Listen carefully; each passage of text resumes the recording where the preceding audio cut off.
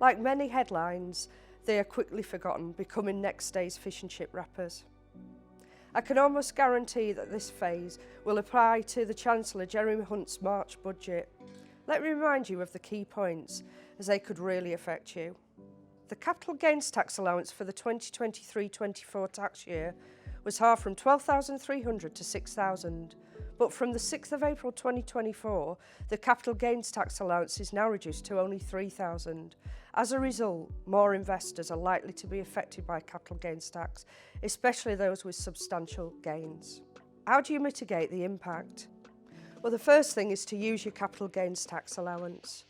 Regular use of your annual exemption by selling assets up to the allowance is something that we should consider. Consider also reinvesting the proceeds into other investments is something. If time permits, spread your gain over multiple tax years to reduce the immediate tax impact. What about using your ISA allowance as well? With the reduced capital gain tax allowance in general investment accounts, ISAs become even more attractive for tax-efficient investing. Consider maximising your ISA contributions to shield gains from capital gains tax and enjoy tax-free growth. If you transfer your general investment account to an ISA annually, just please be aware that this could now mean you create a gain which causes you a tax liability.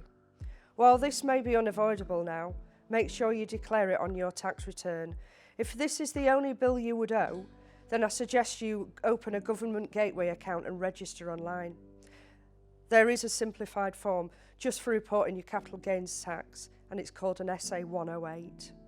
Remember though, using HMRC's online service is the preferred method for reporting and paying capital gains tax now. Also, you might not know that a loss could also be achieved on investments, and providing you register the loss to HMRC within a certain time frame, it can be carried over to use in future years. Utilising capital losses in this way is an important tax planning strategy. If you have a net loss, it's carried forward until relief can be given in subsequent years. However, if you don't register it, then you can't claim it. It's as simple as that. The lifetime allowance was introduced in 2006 as a mechanism to limit tax-favoured pension savings in registered pension schemes.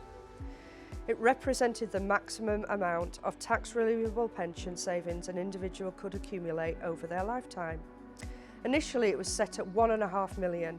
The lifetime allowance, however, has undergone a lot of changes over the years, with the most recent level being $1,073,100. As part of the spring budget of 2023, the UK government announced its commitment to abolish totally the lifetime allowance. The lifetime allowance charge and implemented some changes to facilitate the removal of this charge. Basically, from April 2024, April the 6th, the lifetime allowance will be fully abolished from pension tax legislation. Individuals can receive a maximum lump sum of £268,275 in tax-free cash unless they hold valid lifetime allowance and lump sum protection. In summary, the lifetime allowance is out. Remember to seek professional advice tailored to you and ensure you've got this sorted and it's correct in this area. The proposed British ISA aims to encourage investments in UK companies by providing an additional savings opportunity. Here are the key details. The allowance is supposed to be an extra $5,000 allowance on top of the existing $20,000 annual ISA allowance. The purpose of it is to invest in UK shares and support UK businesses.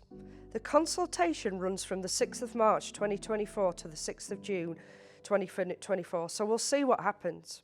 This new tax-free savings options will empower individuals to contribute to the UK economy while enjoying the benefits of tax-free investments. What could be wrong? If implemented, it could be a valuable addition to the existing ISA landscape. For more detailed information, I suggest that you look at the official consultation paper. Keep an eye out for updates on the proposal's progress, as full details on the logistics of this proposal have not yet been finalised, so watch this space. The FHL regime, which allowed landlords and second homeowners to benefit from full mortgage interest relief and lower capital gains tax, has unfortunately been scrapped. From April 2025, the FHL tax perks will no longer be available. This move is aimed at addressing the distortion caused by FHLs which reduced the availability of long-term rental properties for local residents. MDR, which lowered the stamp duty bill when purchased more than one dwelling in a linked transaction, will also be abolished in June 2024. This change is expected to raise £385 million per year. The higher rate of capital gains tax on property sales has also been reduced from 28% to 24% starting this April. While FHL owners will lose some tax perks, this reduction in capital gains tax aims to encourage landlords and second homeowners to sell their properties. FHLs were becoming an attractive alternative to traditional buy-to-let investments. Previously, FHL owners could claim, as we said, full mortgage interest relief, capital gains allowance for furniture, and benefit from a reduced capital gains allowance rate of 10% upon property sale. By abolishing FHL tax perks, the playing field between short-term and long-term lets will be levelled, potentially increasing the availability of property for local residents. In summary, while FHL owners face changes, the reduction in capital gains tax rates may provide some relief. However, it remains essential for property investors to adapt their strategy in light of these changes. Starting in April, there will be reductions in the national insurance contributions in the United Kingdom. The changes are as follows. The main rate of primary 1 class national insurance contributions will be reduced by 2%, going from 10% to 8%. This change applies to earnings between £12,570 and £50,270 a year. The main rate of Class 4 national insurance contributions will also be cut by 2%, from 8% to 6%. Basically, from the 6th of April 2024, the Class 2 flat rate of national insurance will actually completely be abolished. These adjustments aim to provide relief for workers and self-employed individuals, allowing them to keep more of their hard-earned money.